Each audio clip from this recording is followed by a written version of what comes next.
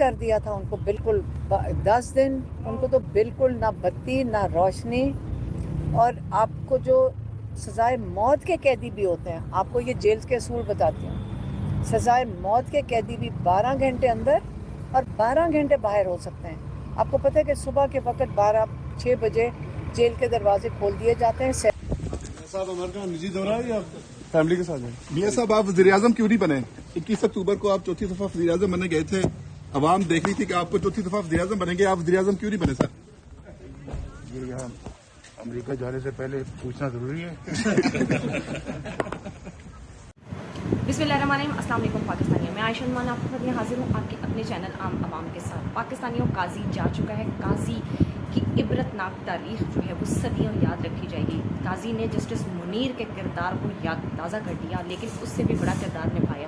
جس طرح سے عدلیہ کی تصحیح کی گئی, آئین کے پرخچے اڑائے گئے. قاضی فائز عیسیٰ کے دورے عدلیہ میں اس وقت کا جو تذکرہ اگر ہم جب بھی کریں گے تو تاریخ جو ہے اس سے ہمیں منہ چھپانا پڑے گا کہ کس طرح کا جج جو تھا اس کو آئین کی اور جو قانون کی علمبرداری دی گئی تھی. لیکن آج جسٹس یحییٰ آفریدی نے جس طرح سے حلف برداری کیا اور پے در پے جو انہوں نے فیصلے تبدیل کیے ہیں, اس کے بعد ہم اس چیز کا گمان کر سکتے ہیں کہ آنے والا دور شاید عدلیہ کی تاریخ میں کچھ بہتر ثابت ہوگا. آج جسٹس یحییٰ آفریدی کی قیادت میں جو ہے فل کورٹ بینچ بیٹھا, اور یہ فل کورٹ بینچ جس طرح سے جو گمان کیا جا رہا تھا کہ وہ ججز جنہوں نے جو ہے وہ جن کے دل میں شاید تھوڑا بہت جو ہے وہ خلش ہے جسٹس یحییٰ آفریدی کی تعیناتی کو لے کر, جسٹس منصور علی شاہ, جسٹس منیب اختر کا میں یہاں تذکرہ کرنا چاہوں گی, کیونکہ ہمیشہ سے جب بھی چیف جسٹس کی تعیناتی کی گئی ہے تو سینیورٹی کے جو رولز ہیں ان کو فالو کرتے ہوئے کی گئی ہیں. آج اس دفعہ پہلی دفعہ ایسا ہوا ہے کہ تیسرے نمبر کے جج کو جو ہے وہ چیف جسٹس آف پاکستان تعینات کیا گیا ہے. گمان یہی کیا جا رہا تھا کہ جسٹس منصور علی شاہ اور جسٹس منیب اختر جو ہیں دل برداشتہ ہو کر شاید مستعفی ہو جائیں گے, اور جناب چیف جسٹس کی تعیناتی سے پہلے بہت پہلے یہ دعوے کیے جا رہے تھے کہ جسٹس منصور علی شاہ سمیت کئی بڑے بڑے نام جو ہیں ججز کے, جن میں 5 یا 8 شاید ججز ہیں, ان کو جو ہے وہ شاید مستعفی ہونا پڑے. تو جناب یہ ساری افواہیں جو ہیں دم توڑ چکی ہیں. آج فل کورٹ جو اجلاس تھا وہ بیٹھا, اور جناب یہ بھی تاثر ہے, یہ بھی بات جو ہے زیر گردش ہے کہ جسٹس منصور علی شاہ نے ویڈیو لنک کے ذریعے جو ہے وہاں پر اس میں اجلاس میں شرکت کی. جسٹس منیب اختر نے بھی شرکت کی. اب جناب ایڈ ہاک ججز جو کہ قاضی فائز عیسیٰ صاحب اپنے دورے عدل میں جو ہے وہ تعینات کر کے گئے تھے, جن کو آپ نے سمجھ لیں کہ جو 3 میں نہ 13 میں تھے, انہوں نے شاید آج اس فل کورٹ بینچ میں جو ہے وہ شرکت نہیں کی. اب جناب آنے والے دن اس بات کا تعین کریں گے کہ پاکستان کا جو سب سے بڑا آئینی ادارہ پاکستان کی عدلیہ جو ہے وہ کس جانب جو ہے وہ فیصلے کرنے جا رہی ہے. آنے والے دن جو ہے وہ پاکستان کی ترقی کے, پاکستان کی تاریخ کے جو دن ہیں ان کو متعین کریں گے. اب جناب ہم بات کرتے چلیں کہ جسٹس یحییٰ آفریدی کی سربراہی میں آج فل کورٹ آف بینچ جو ہے وہ اس کا اجلاس کیا گیا, تو اس کے بعد میں جو ہے اس سے پہلے ہی جو ہے سپریم کورٹ کا جو رجسٹرار کا پورا عملہ تھا اس کو تبدیل کر دیا گیا. اب جناب یہاں پہ یہ بھی تاثر دیا جا رہا ہے کہ جسٹس قاضی فائز عیسیٰ صاحب کی جو باقیات ہیں ان کو جو ہے وہ نیست و نابود کیا جا رہا ہے. آج کے دن میں بہت سی اور اہم ڈیولپمنٹس جو ہیں وہ عمل میں آئی ہیں. سب سے پہلے جو ہے وہ سویلین کا جو ٹرائل ہے اس کو جو ہے وہ چیلنج کر دیا گیا ہے, سپریم کورٹ میں اس کی ایک درخواست دائر کی گئی ہے. دوسری طرف کمل شوذب جو کہ پاکستان تحریک انصاف کا بہت بڑا نام ہے, خاتون رہنما ہیں, انہوں نے سلمان اکرم راجہ کی جو ہے وہ براستہ انہوں نے سپریم کورٹ میں ایک درخواست دائر کر دی ہے مخصوص نشستوں کے حوالے سے. اب دیکھنا یہ ہے کہ آنے والے دن جو ہے جسٹس یحییٰ آفریدی کے لیے بہت بڑے چیلنج ثابت ہوں گے. اب دیکھنا یہ ہے کہ جناب وہ قاضی فائز عیسیٰ کی طرز پر چلنا چاہیں گے یا پھر جو ہے آئین اور قانون کی حکمرانی چاہیں گے.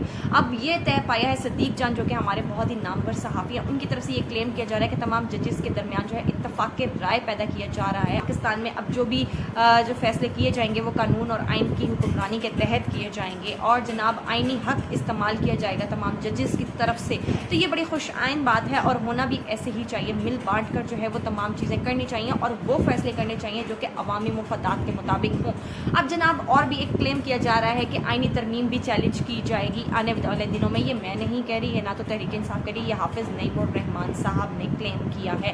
اب دیکھنا یہ ہے کہ آنے والے دنوں میں کس طرح سے جو ہے حافظ نعیم الرحمان اپنی اس بات پر قائم بھی رہتے ہیں یا نہیں رہتے. لیکن یہ آئینی ترمیم کرنے کے بعد 26ویں آئینی ترمیم کرنے کے بعد گمان یہ ہے کہ شاید جو کرنے والے ہیں وہ خود بھی بہت بری طرح سے پھنس گئے ہیں, اسی لیے جو ہے وہ 27ویں آئینی ترمیم لانے کی تیاریاں زوروں شوروں سے جاری ہیں.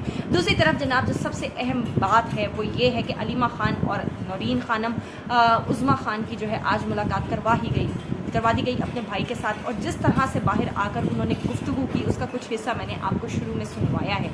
تو جناب ایک سابق وزیر اعظم، وہ وزیر اعظم جس کو جو ہے اس گزشتہ الیکشن میں کروڑوں ووٹ پڑا، اس کو جس طرح کی حالت زار میں رکھا ہوا ہے، کیا یہ پاکستان کی تاریخ میں کبھی ایسا ہوا ہے؟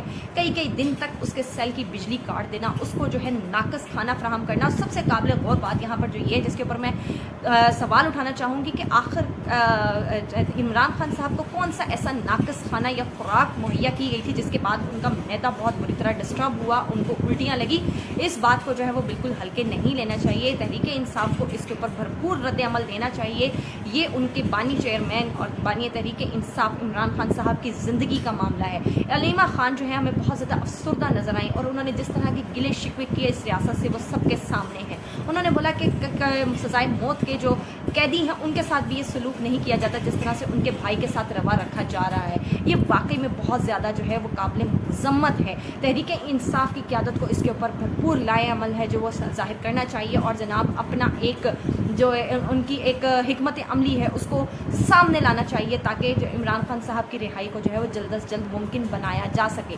تیسری طرف جناب نواز شریف صاحب جیسے ہی لندن پہنچے ہیں، وہاں کے لندن کے پاسیوں نے ان کا جس طرح سے استقبال کیا یہ کل سے سوشل میڈیا پہ آپ دیکھ رہے ہیں۔ لیکن آج جب نواز شریف صاحب امریکہ کے لیے روانہ ہو رہے تھے تو وہاں پر موجود صحافی نے نواز شریف صاحب سے جو سوال پوچھا وہ آپ کو میں پہلے ہی سنوا چکی ہوں، جس پر نواز شریف صاحب نے بہت ہی بصورہ سا منہ بنا کر جناب اس کو بولا کہ آپ امریکہ کے جانے سے پہلے ہی آپ نے مجھ سے یہ سوال کرنا تھا، اگر آپ نہ ہی کرتے تو اچھا تھا۔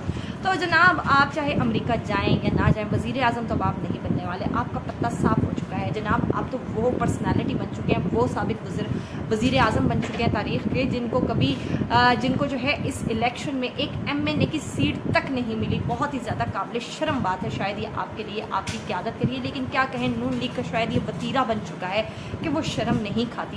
دوسری طرف جناب آپ کی بیٹی جو ہے جس طرح کے بلند و بانگ دعوے کر رہی ہیں وہ بھی سب کے سامنے ہے جی۔ یہ نواز شریف کی حکومت کے دوران ہی معیشت جو ہے وہ اس کے اندر استحکام آ رہا ہے۔ تو جناب اب جب آپ یہ حکومت چھوڑیں گے نا اس کے بعد پھر آپ جس طرح کے نعرے لگائیں گے اور جس طرح کے آپ روئیں گے نا، اس سے اندازہ ہوگا کہ یہ حکومت کس کی تھی۔ پھر آپ کہیں گے یہ ہماری حکومت تو نہیں تھی، ہمارے پاس تو میجورٹی نہیں تھا، ہمارے پاس تو اتھارٹی ہی نہیں تھی۔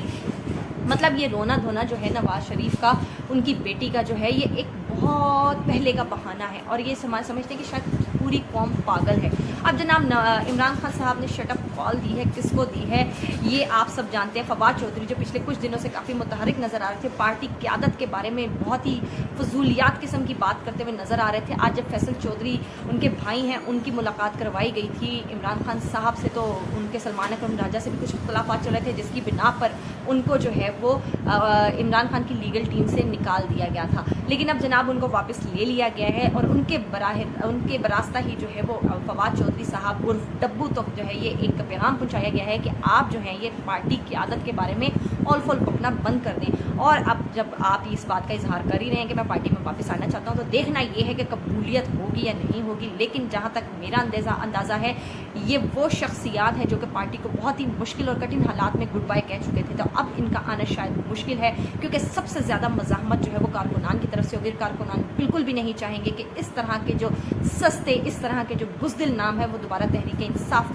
کے جو ہے وہ زمرے میں آئیں، کیونکہ تحریک انصاف کا جو کارکن ہے اس نے پچھلے 2.5 سال سے جس طرح سے وسطائیت کا مقابلہ کیا، جس طرح سے سوشل میڈیا کی ٹیم نے ایک جنگ لڑی ہے عمران خان کے لیے، الیکشن جتوایا ہے، اور جناب ہر پروپیگنڈے کو جو ہے وہ نیست و نابود کیا ہے، اس کی مثال رہتی دنیا تک شاید آپ کو نہیں ملے گی۔ تو یہ ایک بہت بڑا لمحہ فکریہ ہے تحریک انصاف کے لیے کہ انہوں نے اس طرح کے لوگوں کو اپنی پارٹی میں دوبارہ لینا ہے یا نہیں لینا۔ اگر آپ مجھ سے میری رائے پوچھو تو میں بالکل اس بات کا جو ہے وہ نفی کروں گی کہ ان کو نہیں لینا چاہیے۔ تو جناب ان سب گفتگو کے ساتھ دوبارہ آپ کے ساتھ حاضر ہوں گے، اپنا خیال رکھیے گا، اللہ حافظ۔